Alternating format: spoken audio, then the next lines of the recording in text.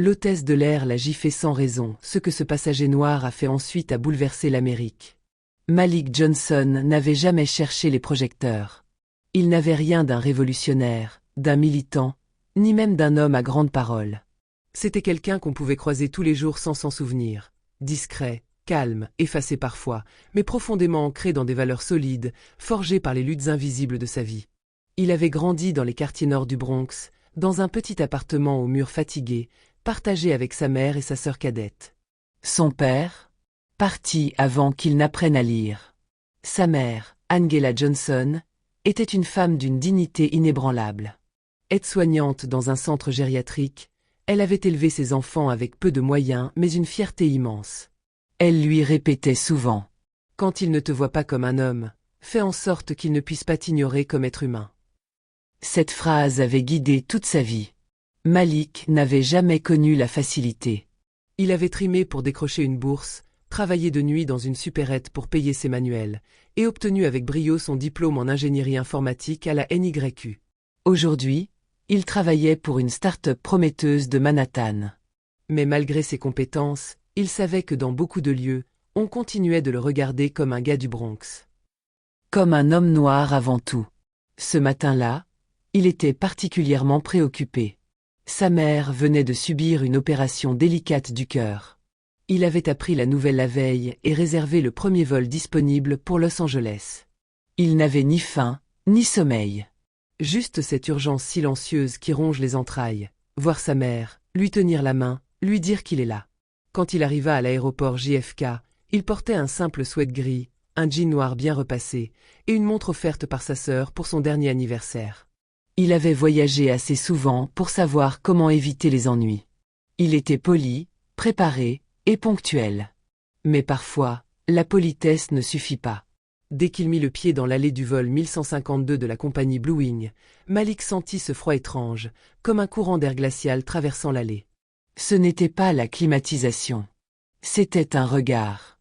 Celui de Nancy Whitley, l'hôtesse principale. Une femme droite, raide, comme si la moindre courbure dans sa posture pouvait trahir une faiblesse. La cinquantaine sèche, les cheveux blonds platine tirés en chignon strict, le badge bien en vue. Elle fixait Malik comme s'il n'avait rien à faire là. Comme s'il s'était trompé de classe, ou de monde. Malik, fidèle à lui-même, lui adressa un bonjour, madame avec un petit sourire. Elle ne répondit pas. Elle jeta un œil à son billet, puis à son sac à dos, un sac usé mais bien entretenu. Votre sac dépasse les dimensions autorisées, lança-t-elle d'un ton tranchant, sans même lever les yeux. Malik cligna des paupieres. Ce sac, il l'avait mesuré lui-même. Il connaissait par cœur les critères de la compagnie. Et d'ailleurs, le sac de la femme blanche juste devant lui, plus massif, venait d'être placé dans le compartiment sans la moindre remarque. Il répondit doucement, sans hausser le ton. Il est conforme, j'ai vérifié avant l'enregistrement. Mais Nancy n'écoutait pas. Elle ne voulait pas entendre.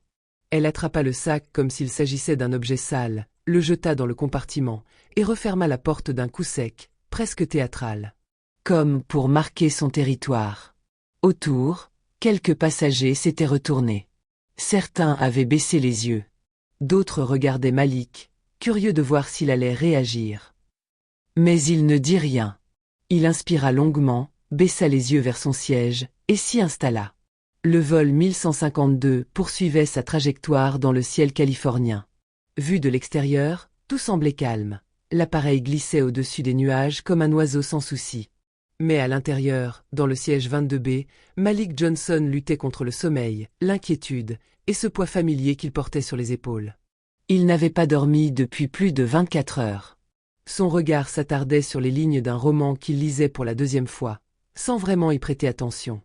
Les mots défilaient, mais son esprit restait bloqué à l'image de sa mère, fragile, branchée à des machines dans une chambre d'hôpital à Los Angeles. Il pensait à ses mains, si fortes autrefois, aujourd'hui amaigries. Il se sentait impuissant. Il ferma les yeux un instant. Sa gorge était sèche. Il décida de demander un verre d'eau. Un geste simple. Un besoin humain. Il appuya sur le bouton d'appel, sans impatience. Il attendit. 5 longues minutes plus tard, le bruit sec des talons sur le sol le fit lever la tête. Nancy Whitley arriva, visiblement dérangée, les sourcils froncés, le visage fermé comme un rideau de fer. Son regard ne posait pas de questions. Il accusait déjà. « Vous croyez que je suis à votre service comme une domestique ?» lança-t-elle d'un ton cinglant, chargé de mépris. Malik resta interdit. Il n'eut même pas le temps de formuler un mot, ni même de froncer les sourcils, que déjà, la gifle partit. Un claquement aigu, presque irréel, comme si le temps lui-même avait été coupé en deux. Le silence tomba dans l'habitacle. Le claquement avait fait se retourner une dizaine de têtes. Un couple d'origine asiatique, installé quelques rangées devant, écarquilla les yeux. Une adolescente blanche, qui mangeait des bonbons, laissa tomber son sachet et se mit à pleurer. Plus loin, un homme noir se leva d'un bond, le visage durci par l'indignation. Et Malik? Il ne bougea pas. Il resta assis, figé, les yeux grands ouverts. Il sentit la chaleur de sa joue. Il entendit son propre cœur battre plus fort. Mais ce n'était pas la colère qui montait, c'était une lutte intérieure.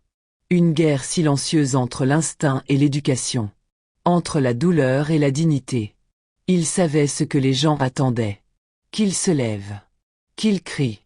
Qu'il riposte. Qu'il devienne ce que le regard de Nancy voulait qu'il soit. Un homme noir agressif, incontrôlable, à maîtriser. Mais il ne lui donnerait pas ce plaisir. Il avait appris. Toute sa vie, il avait appris. Appris à se contenir. Appris à respirer.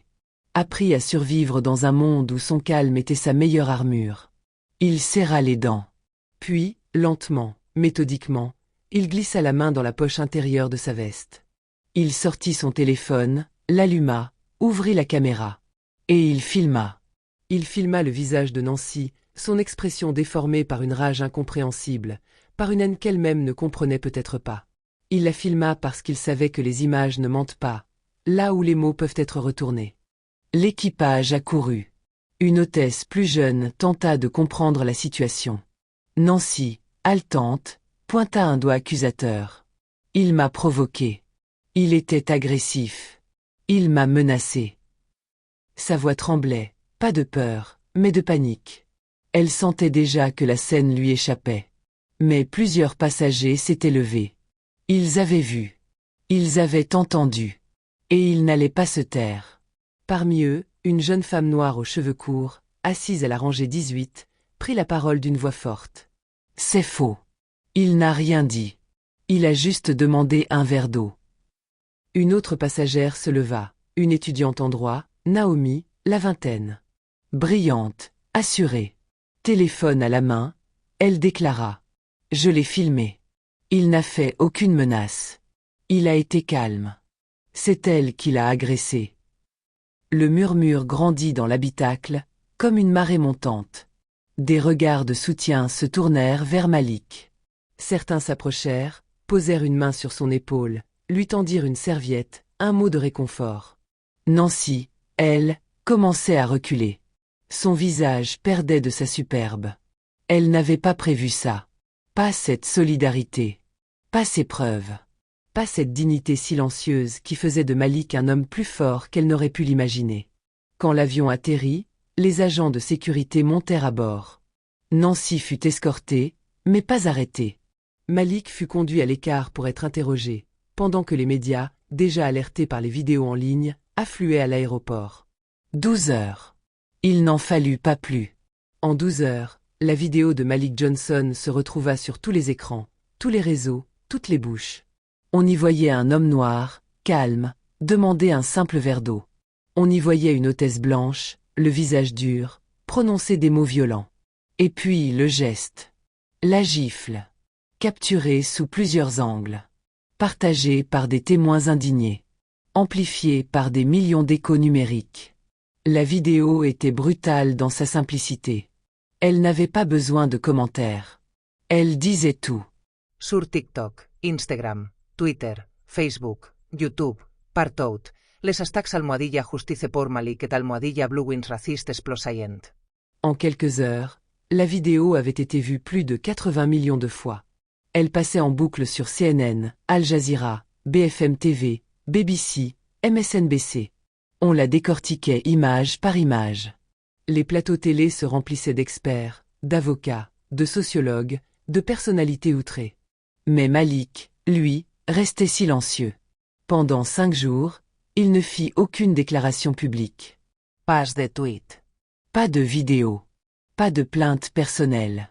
Rien. Pendant ce temps, l'Amérique bougeait. Des centaines de passagers annulaient leur vol avec Blue Wing Airlines. Le siège de la compagnie reçut plus de 300 000 courriels de protestation. Les lignes téléphoniques étaient saturées. Des employés de cabine, noirs et blancs, adressèrent une lettre ouverte à la direction, dénonçant un système interne de tolérance au racisme quotidien. Des célébrités réagirent. Denzel Washington publia un message sobre maíz puisan. On ne gifle pas un homme quand il demande de l'eau. On gifle une génération entière quand on tolère que cela se produise. Serena Williams posta une photo d'elle portant un t-shirt avec les mots « I am Malik ». Des députés interpellèrent le Congrès pour ouvrir les débats sur les discriminations raciales dans les transports. Des avocats appelèrent à des sanctions fédérales contre la compagnie. Des syndicats se réunirent. Des étudiants manifestèrent devant des aéroports avec des pancartes. Notre calme n'est pas une invitation à l'humiliation. Et Malik restait silencieux. Le 6e jour, il accepta de parler. Une seule fois. Pas sur une grande chaîne commerciale. Pas dans un studio aseptisé. Il choisit Real Talk, une chaîne indépendante dirigée par une femme noire, Lauren Akindé, ancienne journaliste du New York Times. L'interview eut lieu dans un petit salon à Harlem, intime, chaleureux. Une plante en arrière-plan, une tasse de thé sur la table, et ce regard si particulier dans les yeux de Malik. Un calme qui n'était pas celui de la paix, mais celui de la fatigue. Lauren ouvrit la discussion doucement. Pourquoi avoir attendu? Malik répondit sans détour. Sa voix était posée, grave, sans tremblement. Parce que quand vous êtes noir en Amérique, chaque mot peut être une arme contre vous. Même votre silence peut devenir une preuve. Alors j'ai pris le temps de respirer. Elle lui demanda ce qu'il ressentait. Il répondit. Je ne suis pas en colère. Mais je suis fatigué. Fatigué d'être suspecté, humilié, agressé, juste pour avoir une couleur de peau. Fatigué que ce soit encore nécessaire de prouver qu'on mérite de boire un verre d'eau sans se faire gifler. Un silence se installa. Puis, Lauren lui demanda. Que voulez-vous maintenant? Il marqua une pause. Puis, je ne veux pas d'argent. Pas de récompense. Je ne veux pas qu'on me voie comme une victime, mais comme un catalyseur. Et contre toute attente, Malik annonça qu'il ne déposerait aucune plainte individuelle.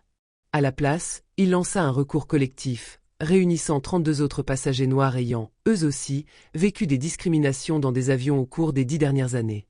Nous ne demandons pas des excuses. Nous exigeons une réforme. Ce recours collectif devint rapidement un symbole. Il fut soutenu par la NACAC, l'ACLU et plusieurs avocats de renom. Il ouvrit la voie à un débat national sur le racisme systémique dans les transports, les compagnies aériennes et plus largement dans les services publics. Des témoignages affluèrent. Un adolescent noir humilié parce qu'il portait une capuche. Une femme noire sommée de changer de siège pour équilibrer le poids de l'avion. Un médecin noir traité comme un passager clandestin malgré son billet en première classe. Chaque histoire venait renforcer le combat de Malik. Mais Malik, lui, restait discret. Pas de plateau télé. Pas de tournée médiatique. Il se battait dans l'ombre, avec ses avocats, avec des bénévoles, avec ceux que personne n'avait jamais écoutés. Et sans l'avoir voulu, sans l'avoir cherché, il était devenu une voix. Pas une voix qui crie. Une voix qui tient debout. Le procès débuta 1 an jour pour jour après l'incident. Dans la grande salle du tribunal fédéral de New York, les murs résonnaient de tensions anciennes et de douleurs longtemps tues. Ce n'était pas qu'un procès contre Blue Wing Airlines, c'était un procès contre un système de discrimination enraciné, invisible aux puissants, insupportable aux victimes. Pendant 6 mois, le monde suivit avec attention. Des caméras devant le tribunal. Des hashtags toujours vivants. Et surtout, des visages. Des dizaines. Parfois jeunes, parfois usés. Tous noirs. Tous venus dire à la barre ce qu'ils avaient enduré dans l'indifférence générale. Une femme raconta comment on lui avait refusé un siège en première classe, bien qu'elle ait payé. Un homme raconta avoir été interrogé par la sécurité parce qu'il était trop grand, trop musclé, trop silencieux. Une mère raconta les pleurs de son fils, confondu avec un enfant à risque par une hôtesse qui disait avoir un pressentiment. Puis vint le tour de Malik Johnson. Il entra dans la salle sans escorte, sans avocat à ses côtés. Seul. Mais debout. Sa voix ne trembla pas. Son regard ne fuit pas. Il ne parla ni de gifle, ni de aine. Il parla de fatigue. De résignation. De ce qu'on ressent quand on apprend, à force de subir, à ne plus s'indigner. Je suis venu vous parler du silence. Celui qu'on nous enseigne dès le plus jeune âge. Celui qu'on adopte dans l'espoir d'être accepté. Ce jour-là, dans l'avion, je n'ai pas crié. Je n'ai pas répondu. Parce que j'ai grandi avec la peur de ce que devient un homme noir en colère. Alors j'ai filmé. J'ai documenté. J'ai laissé la vérité parler à ma place. Le silence dans la salle d'audience était absolu. Même les journalistes cessèrent d'écrire. La défense de Blue Wing tenta de minimiser les faits. Mais très vite, tout s'effondra. D'anciens employés, dont certains encore anonymes, témoignèrent à visage couvert. Ils révélèrent l'existence d'une base de données interne, surnommée ironiquement Code Zulu. Elle recensait les passagers potentiellement problématiques, presque tous noirs, arabes ou latino-américains. Des emails internes furent présentés, où l'on pouvait lire des commentaires tels que « Assure-toi que le gars en 12B ne bouge pas trop. Profil typique. Surveille les valises du groupe de Détroit. Ils ont l'air urbains. » La salle fut choquée. Même les avocats de la défense parurent déstabilisés. Puis vint Nancy Whitley. Vieillie, fragile, méconnaissable. Elle tenta de justifier ses actes par un burn-out, une surcharge de travail, un choc émotionnel. Elle pleura. Mais ses larmes ne suffirent pas. Finalement, sous la pression de ses propres avocats, elle écrivit une lettre publique, lue à voix haute par le juge. Je reconnais avoir été élevée dans des idées, des réflexes et des peurs que je n'ai jamais remis en question. Ce que j'ai fait à M. Johnson n'est pas excusable. J'ai pris part, sans même en avoir conscience, à une culture de rejet et de mépris. Je demande pardon. Le jury délibéra durant 3 jours. Et finalement, le verdict tomba comme un tonnerre. Blue Wing Airlines fut reconnue coupable de pratiques discriminatoires systémiques. La compagnie fut condamnée à verser 25 millions de dollars non pas à Malik, mais à un fonds national pour la lutte contre les discriminations dans les transports. Un fonds qui, selon le juge, devait porter la mémoire vivante de cette affaire. Nancy Whitley, quant à elle, fut définitivement interdite d'exercer dans le secteur aérien. Et Malik? Il refusa les plateaux télé. Il refusa les invitations des talk-shows et des émissions à sensation. Il déclina même une proposition de livres et de films. À la place, il fonda une association, Fly Free. Une petite structure, mais à l'impact croissant. Elle offrait un soutien juridique, psychologique et logistique aux victimes de discrimination dans les aéroports et les avions. Elle formait aussi les personnels de compagnies aériennes à la gestion équitable des passagers. Elle enseignait le courage calme. Le droit de rester digne. Le droit d'exister sans explication. Malik voyageait parfois pour donner des conférences dans des universités, des écoles, des institutions. Mais il ne chercha jamais la lumière. Il disait souvent « Je ne suis pas un héros. Je suis juste quelqu'un qui n'a pas accepté que le silence devienne sa tombe. » Un jour, lors d'un vol vers Chicago, Malik s'assit discrètement en classe économique. Il avait réservé sous un autre nom. Il voulait juste voyager. En paix. Mais avant le décollage, une voix dans les haut-parleurs interrompit la routine. « Mesdames et messieurs, ici votre commandant. Avant que nous partions, je souhaite prendre un moment pour reconnaître la présence à bord d'un homme grâce à qui beaucoup d'entre nous peuvent aujourd'hui voyager avec plus de dignité. Aujourd'hui, nous devons à M. Malik Johnson le fait que ce vol soit un espace sûr pour tous. Que chaque passager ici soit traité avec respect. Merci, Malik, d'avoir gardé votre calme quand tout vous poussait à la colère. Merci de nous avoir rappelé ce que signifie être humain. » Les passagers applaudirent. Certains pleuraient. Malik resta humble, le regard baissé, mais les yeux brillants. Et ainsi, sans jamais élever la voix, Malik Johnson avait changé le monde. Pas par la force. Par la constance. Par la vérité. Par l'exemple. Des années avaient passé. Les hashtags s'étaient effacés peu à peu des réseaux. La colère s'était apaisée. Les caméras avaient trouvé d'autres causes, d'autres drames, d'autres visages. Mais quelque part, dans une petite maison de banlieue à Inglewood, près de Los Angeles, un homme arrosait ses plantes en silence, le visage apaisé par la lumière du matin. Malik Johnson, désormais père d'une petite fille nommée Léa, vivait une vie tranquille.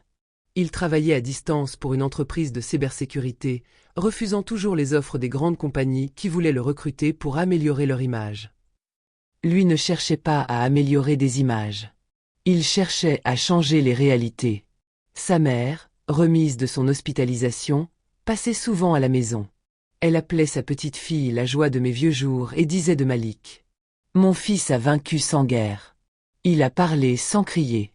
Et il m'a appris que parfois, la dignité est plus puissante que la vengeance. » Dans le salon, un petit cadre discret contenait une simple feuille imprimée. C'était la copie de l'annonce du commandant de bord lue lors du vol vers Chicago. Malik ne l'avait jamais affichée pour les autres. Elle était là pour lui.